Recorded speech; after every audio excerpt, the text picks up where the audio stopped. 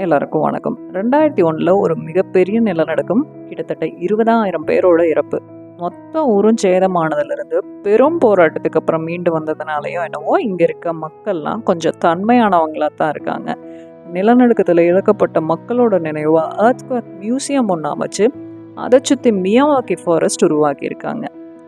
ஏறக்குறைய 3 லட்சம் மரங்களை வளர்த்து மரங்களுக்குள்ள இழந்த மக்களுக்கான மரியாதையும் செலுத்தியிருக்காங்க.